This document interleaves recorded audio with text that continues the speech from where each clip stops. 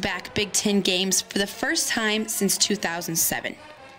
They've scored at least 24 points in every single game they've played in this year, something that's never happened before in Hoosier football history. And yet, they still haven't seemed to figure out who their starting quarterback will be.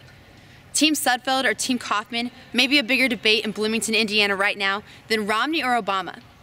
But this game of musical quarterbacks really hasn't seemed to bother either player. As has been all season long. I mean, me and Nate got to be ready to go whenever. If coach feels like one of us isn't playing too well or the other one needs to go in, you know, we just got to stay ready on the sideline, stay warm, keep throwing balls and stuff. And coach gave me the opportunity to go back in. I already got benched once, so I just kind of went out there and just said, all right, I'm going to have fun now. You know, what's the worst that can happen? So went out there and just slung it around a little bit. All I can do is work as hard as I can every day and, you know, be the best encourager I can if I get benched. And I have two choices. I can either have a bad attitude about it and get mad, or I can have a great attitude and be the best teammate I can. So I choose to be the best teammate I can if I get benched. I thought early that Cam just threw an early play off his back foot, and I think sometimes he's a little cautious because I think it's his nature. I think it's how he is. And as a quarterback, that's a great quality to have, but you also got to dare, and you got to push a little bit. And so I just thought he's a little tentative with the shot, or just his body language, demeanor. Went with Nate. Nate was okay. Did have one critical mistake. Didn't yank him, because I don't want those guys. They're not like playing on pins and needles. And it's not like you make a mistake, you're done. It's just a little bit of a feel. We don't even, like Coach Johns was asking today, who's going to start? Do you want to tell him? We didn't say anything to anybody. They both kind of play. They both get equal reps.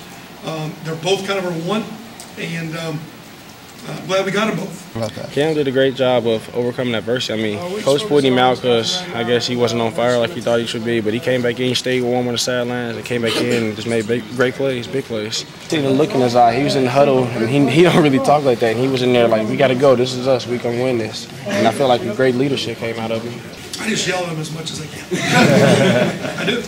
I mean, I coach him. I mean, Kevin Johns does, but I spend a great deal of time, and my deal is, you know, you have to play like a quarterback, and you have to compete like a quarterback. You have to sit in the film room like a quarterback. Everything you do, you're a quarterback 24/7, and it's one of the most unique positions. It's one of the most stressful positions. We push them maybe harder than anyone.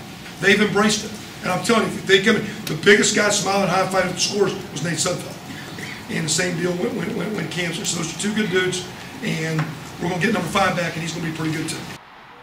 As it stands, if the season ended today, the best passing offense in the Big Ten would be led by a pair of backups. Remember, Kaufman and Sudfeld were second and third string quarterbacks, not even in the conversation of starters at the beginning of the year. At Memorial Stadium, I'm Samantha Dewig for Peaks.com.